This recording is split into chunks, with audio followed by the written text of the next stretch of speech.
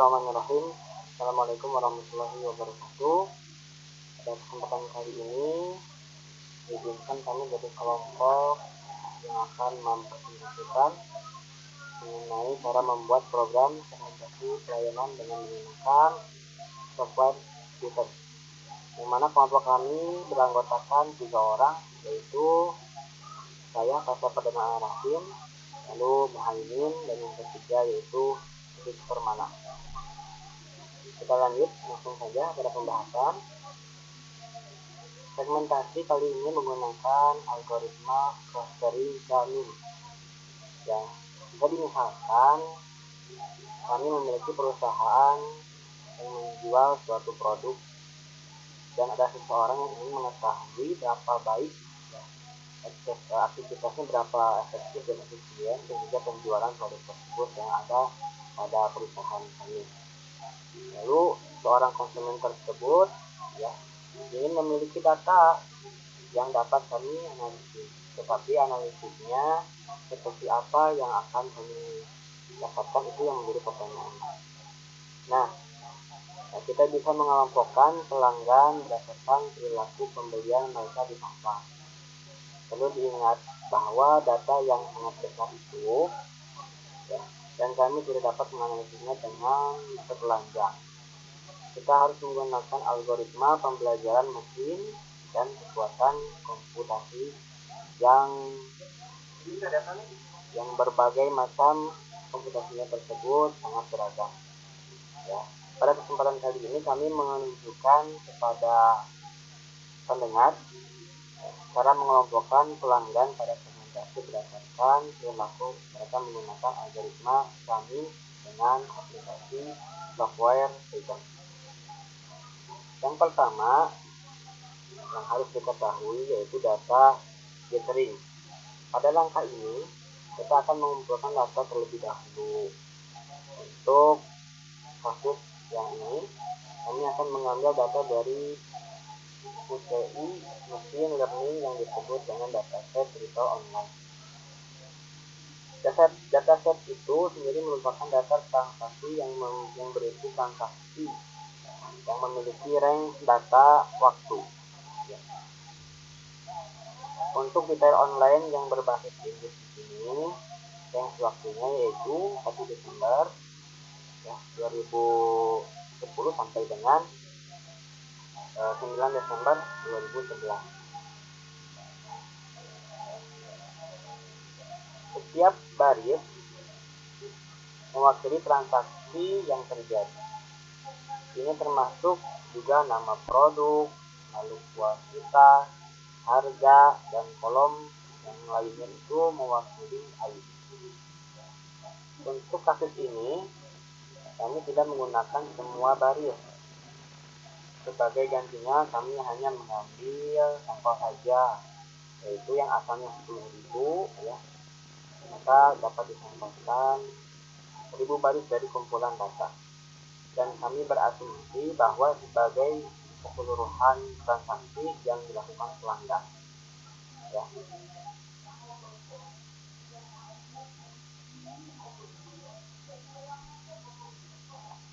Kita tadi sudah melihat kodenya seperti yang ada tertera dalam layar.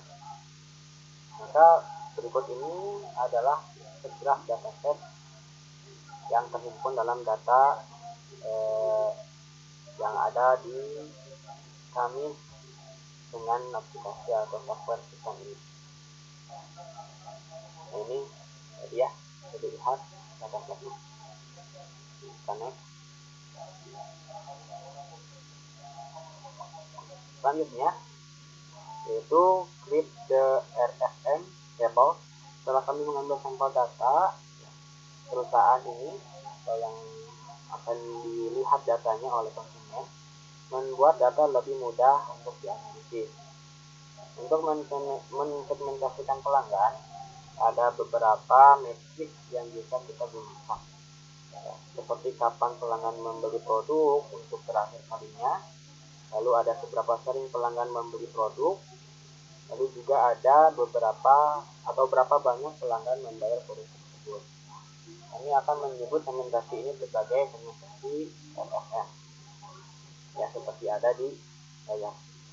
Untuk membuat tabel RFM ini, kita bisa membuat kolom-kolom tersebut, seperti kolom retensi, frekuensi, dan juga monetary value. Untuk mendapatkan jumlah hari untuk kolom terbaru, kita dapat mengurangi tanggal snapshotnya dengan tanggal terbitnya transaksi. Untuk membuat kolom frekuensi, kita bisa menghitung berapa banyak transaksi yang dilakukan oleh setiap pelanggan. Nah, dan terakhir, untuk membuat kolom nilai moneter, kita dapat menjumlahkan semua transaksi untuk setiap pelanggan. Bisa dilihat ini kode dari create RFM table-nya. Dan inilah dataset-nya. Ya, dataset dari sampel yang ada dalam perusahaan ini. Saat ini kumpulan dataset atau data tersebut terdiri dari kolom kebaruan, frekuensi, dan nilai moneter. Tapi kami belum bisa menggunakan dataset tersebut karena kami harus melanjutkan ke proses yang lebih lanjut, ke proses yang lebih lanjut yang akan diterangkan oleh saudara Sudirman.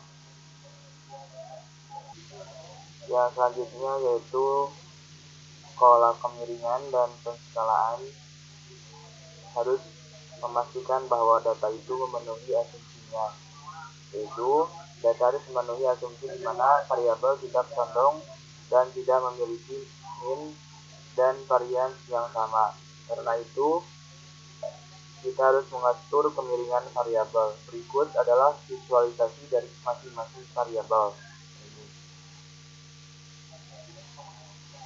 Ada yang retensi, ada yang frekuensi, ada juga yang monetary value.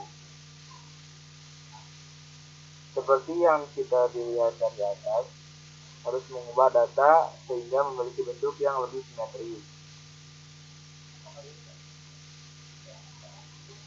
Ada beberapa metode yang bisa digunakan, yaitu yang pertama ada transformasi log, yang kedua transformasi akar kuadrat, dan yang ketiga transformasi box plot.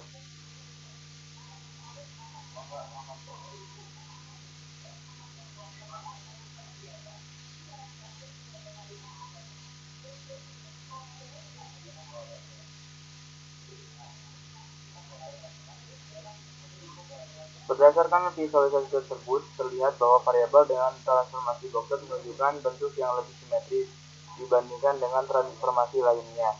Untuk memastikannya, menghitung setiap variabel menggunakan fungsi scale. Hasilnya terlihat seperti berikut.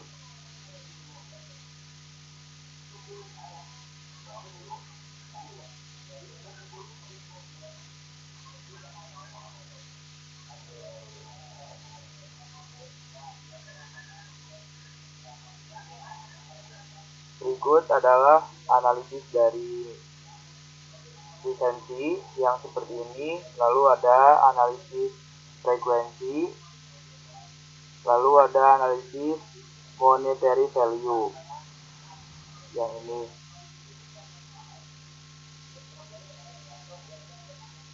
Nah, ini hasil masing-masing perbedaannya, yang retensi seperti ini, frekuensi yang seperti ini, dan yang monetary value seperti ini. Yang selanjutnya yaitu centering and scaling variable. Ini datanya sebagai berikut. Lalu akan dilanjutkan oleh saudara saya, yaitu kami mainin, persilakan. Baik, saya akan melanjutkan yang barusan telah sampaikan dari modeling cost number.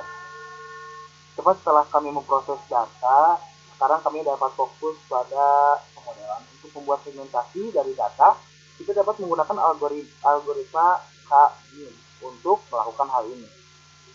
Algoritma K-mean adalah algoritma pembelajaran tanpa pengawasan yang menggunakan prinsip geometri untuk menentukan cluster mana yang termasuk dalam data. Dengan menentukan setiap centroid, kami menghitung jarak ke setiap centroid.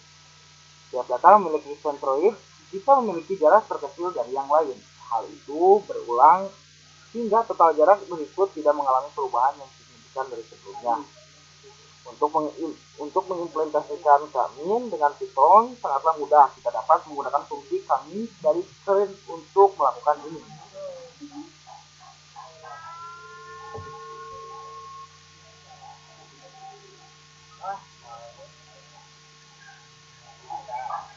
Untuk membuat clustering, kita mencapai performa maksimal. Kita harus menentukan hyperparameter mana yang cocok dengan data. Untuk menentukan hyperparameter mana yang terbaik untuk model dan data kami dapat menggunakan metode siku untuk memutuskan model akan terlihat seperti ini.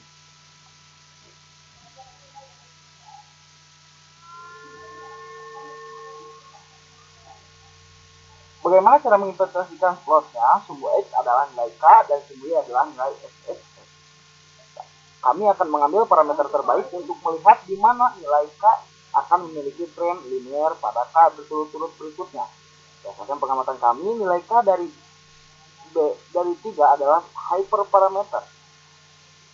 Nilai dari K untuk model kami terlihat karena nilai K berikutnya cenderung memiliki tren linear. Oleh karena itu, model terbaik kami untuk data tersebut adalah kami dengan jumlah filter adalah 63. Kemudian kita memanggil terlebih dahulu cluster dengan hanya memanggil sampai 5 data teratas.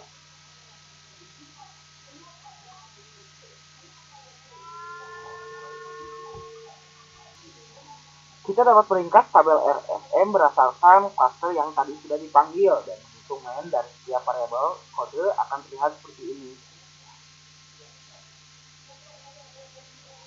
Selain itu, kita dapat menganalisis segmen menggunakan snakeplot untuk membutuhkan dataset yang dinormalisasi dan juga label cluster. Pertama-tama, kita membuat data frame-nya terlebih dahulu seperti pada perintah ini. Kemudian kita dapat melakukan melt data. Ada banyak cara berbeda untuk mengubah bentuk reset suatu data frame dalam Pandas. Tapi metode melt adalah yang paling fleksibel untuk mengubah bentuk dari sebuah kata frame. Seperti pada kode berikut ini, kita akan melakukan perubahan menjadi ID, cluster, atribut, dan value. Seperti pada hasil tabel berikut ini. Kemudian kita akan melakukan melt data. Ada beberapa cara berbeda untuk mengubah bentuk reset. Satu data frame adalah frame dalam Pandas, tapi metode melt adalah yang paling fleksibel untuk mengubah bentuk dari sebuah data frame seperti pada kode berikut ini. Kita akan melakukan perubahan menjadi ID, cluster, atribut, dan value seperti pada hasil tabel ini. Kemudian setelah itu kita akan memvisualisasikan plotnya dengan menggunakan plot ini.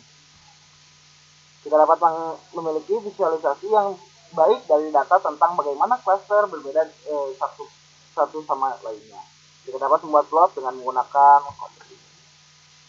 Kemudian setelah dibuat plotnya, kita dapat membuat rata-rata dari setiap frekuensi dan nilai monetary dan dibuatlah sebuah tabel.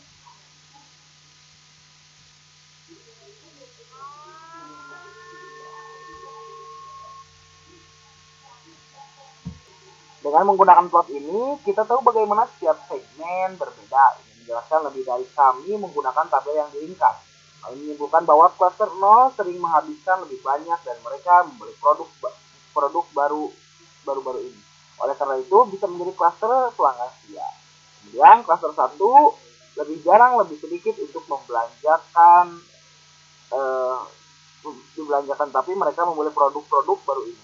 Oleh karena itu, bisa menjadi cluster pelanggan baru. Akhirnya cluster 2 lebih jarang, lebih sedikit untuk dibelanjakan dan mereka membeli produk di waktu yang lama. Oleh karena itu, bisa menjadi kelompok pelanggan ya. Terima kasih. Mohon maaf atas kekurangan dan kesalahannya dari pemaparan kami. Wassalamualaikum warahmatullahi wabarakatuh.